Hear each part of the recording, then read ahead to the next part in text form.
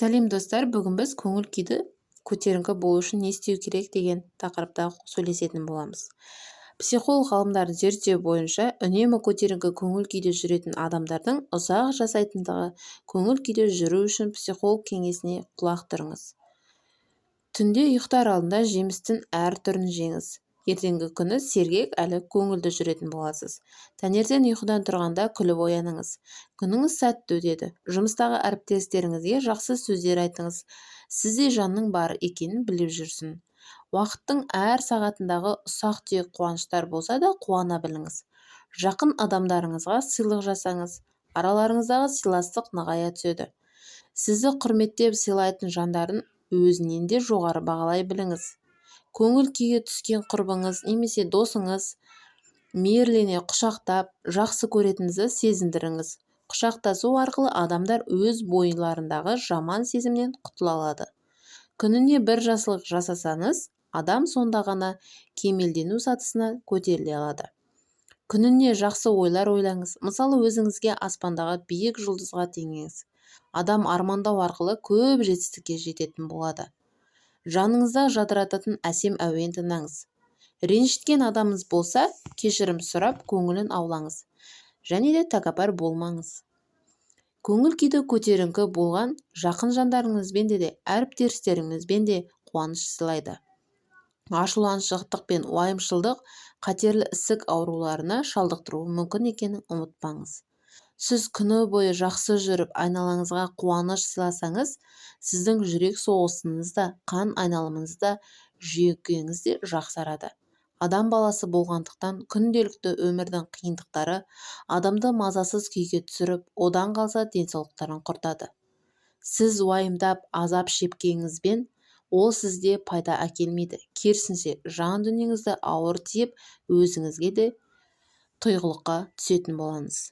Тек алға деген жақсы ұранмен әр күніңізге, физикалық жағдайыңызға да көңіл күйіңізге де әсер ететін болады. Және төртінші, біреуге көмек көрсетіңіз. Сіз үшін маңызды жоба ерікті болсаңыз, қарт көршілеріңізге азық-түлік әкеліңіз, немесе қажетті заттарды қайырымдылық қорына беріңіз. Бесінші, спортпен шұғылданыңыз. Әрине, бұл денсаулыққа пайдалы екені сөзсіз. Сонымен қатар жаттығу кезінде бөлінетін өзіңізге деген күш-қуат. Бесінші, спортпен шұғылданыңыз. Әрине, ол денсаулыққа пайдалы екені сөзсіз. Сонымен қатар жаттығу кезінде бөлінетін сізге деген күш-қуат беріледі. Спортпен сағаттап жаттығудың қажеті жоқ. 30 немесе 15 минуттан кейін жақсартыңыз. Және көп нәрсені істеуге шабыт аласыз. Алтыншы, мақсат табу жаттығуын орындаңыз. Бір парақ қағаз алып, оны 2 перпендикуляр сызық сызыңыз. Бірінші, ұяшыққа 5 жылдан кейін қайда болғыңыз келетінін жазыңыз. Екінші, бұған қол жеткізу үшін сізде не болу керек деген сұраққа жауап жазыңыз.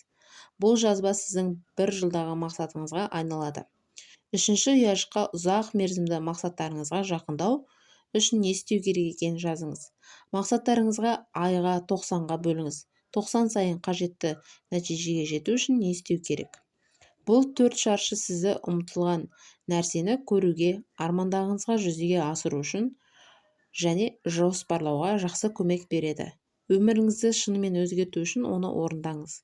Жетінші, өзіңізге ұнайтын нәрсені жазыңыз.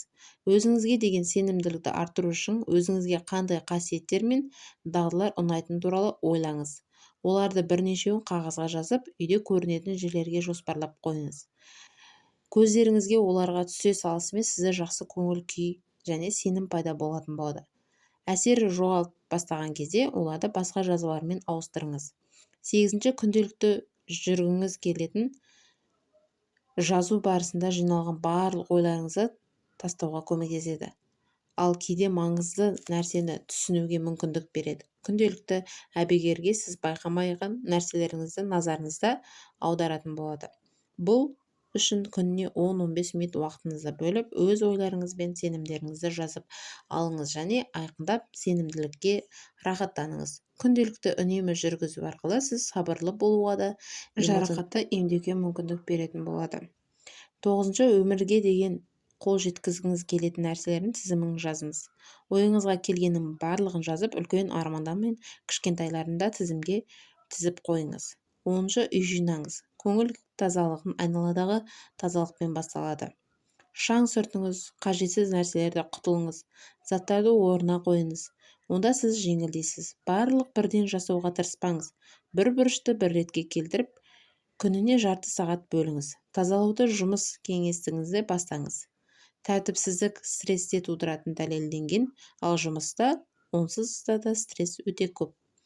11-ші өткен күн. 14-ші жарты сағат ерте тұрыңыз. Таңертеңгі уақытта қалай өткізіңіз күннің қалған бөлігін әсер ететін болады. Күніңізді тыныш, нәтижелі өткізгіңіз келіп, рахат алып, жақсы іспен айналысыңыз.